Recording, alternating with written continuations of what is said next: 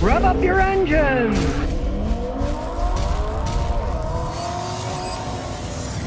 Hey, everything costs too much. A lot of people would like to have a Lexus SUV. Oh, they're too expensive. Well, how about one for $1,000? The guy just bought this thing yesterday for $1,000. Oh, you can see the body's in pretty good shape. It is a Tennessee car. It's got the V8 engine. Okay, somebody dinged the bumper. Well, that can be popped out if you really want to. The power windows roll up. Maybe a little bit older, but hey, still got a lot of adjustments, comfort, sport, heated seats in the front, high and low, and they still work. And check it out. Hey, it's still mechanical. Just shifted from neutral to four-wheel high or four-wheel low.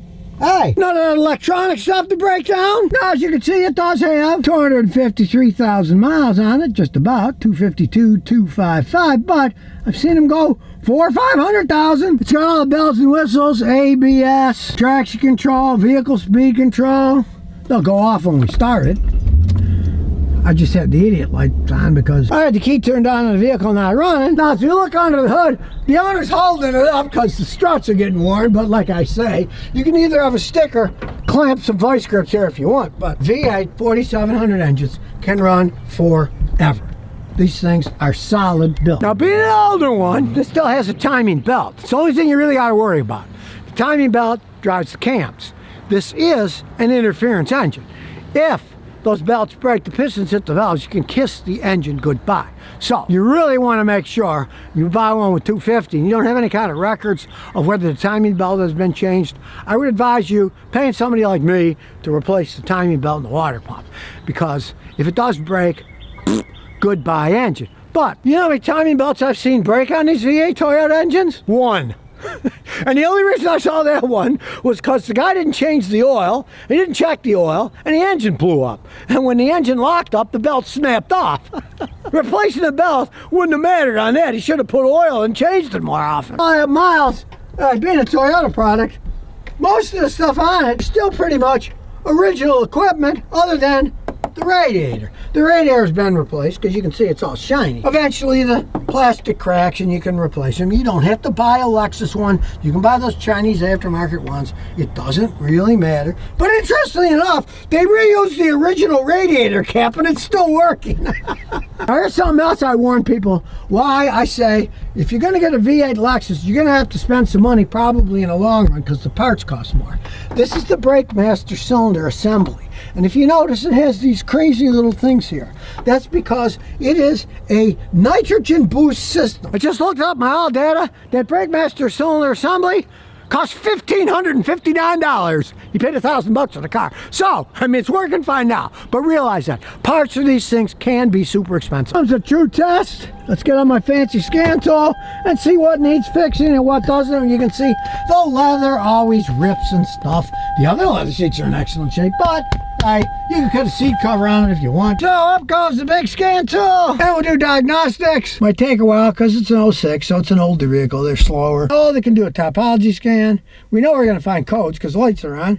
And while it's doing that, the dash is still in good shape. It's dusty though. The wood grain is still in good shape. We look in the back seat leathers are good.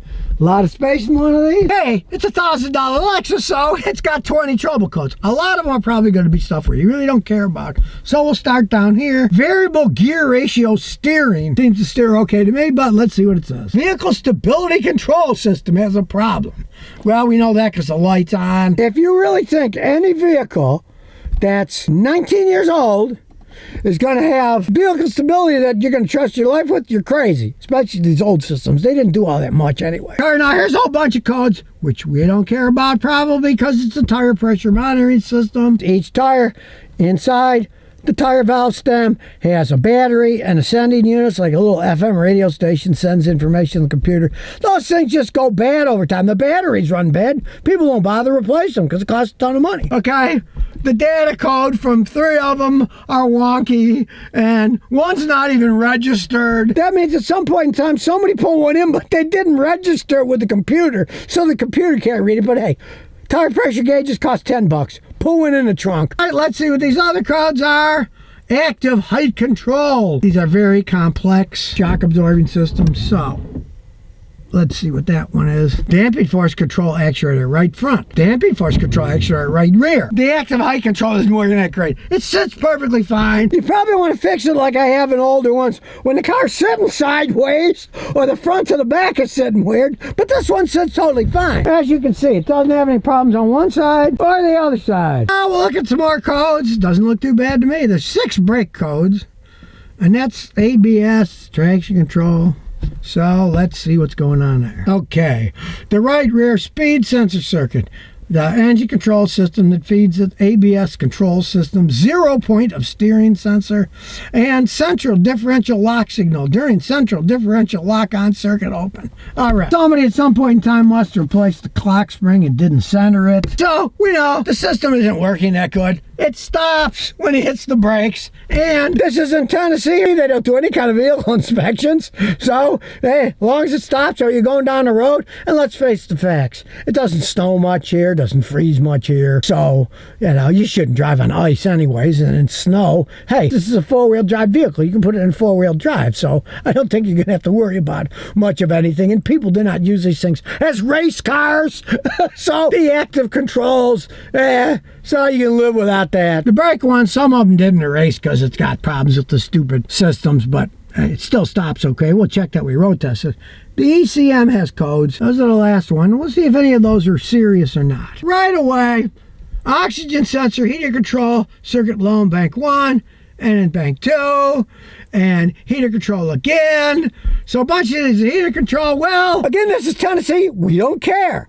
When you start your car, there's a little electric heater that heats the oxygen sensors to warm them up so they don't pollute the first minute and a half of driving.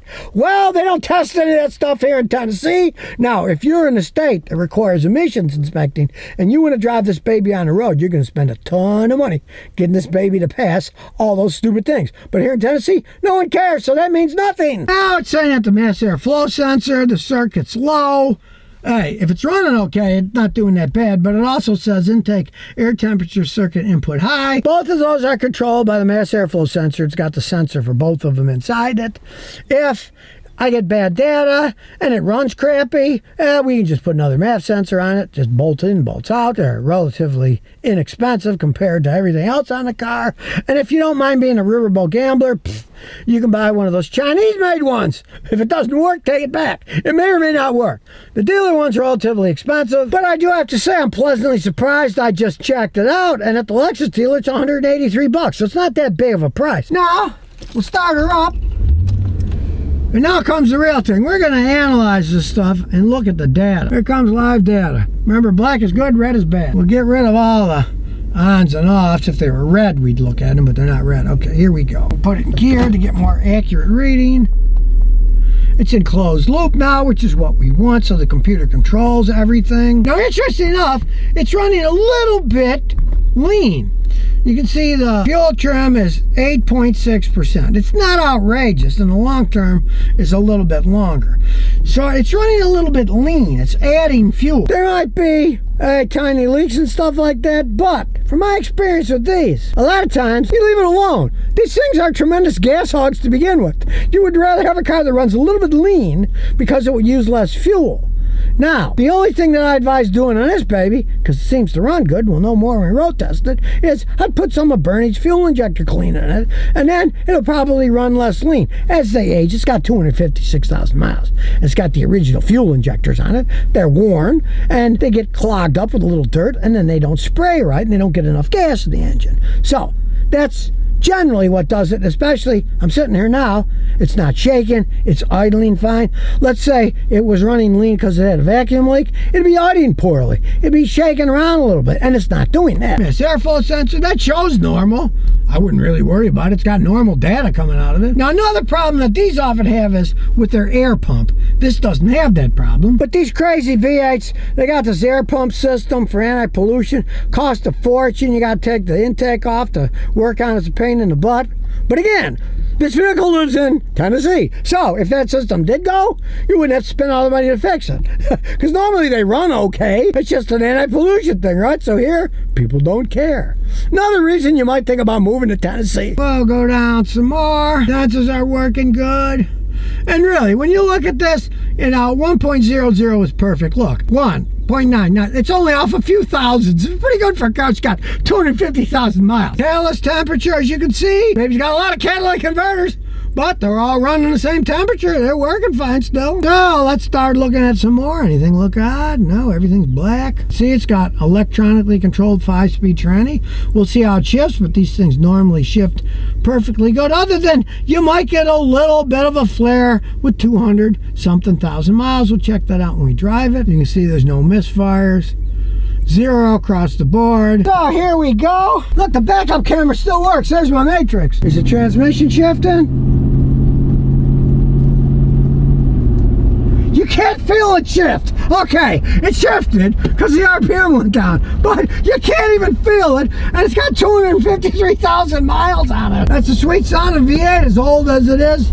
The brakes work fine. Sure, the traction control system probably doesn't work anymore, but hey, you know how to drive a vehicle. You don't need that stinking traction control. Idle's like a dream. And where you head to the drag strip? We'll go really slow because there's a Nissan Kicks ahead and they don't go that fast. So I don't see anybody behind us. We will turtle along here. And for some reason, there's a whole line of cars coming down here. And here we go. Listen to that V8. Oh man, that is sweet. Smooth shifts even at full acceleration. Now we got a little air noise here. What the heck? I'm sure this thing's been hit a couple of times, but it's still rolling down the road, and it's kind of windy today. But you want to pass somebody, look, we're doing 40, we'll floor it. Look at that baby go. Hey, $1,000 Lexus. I gotta say, for $1,000, this guy got a steal.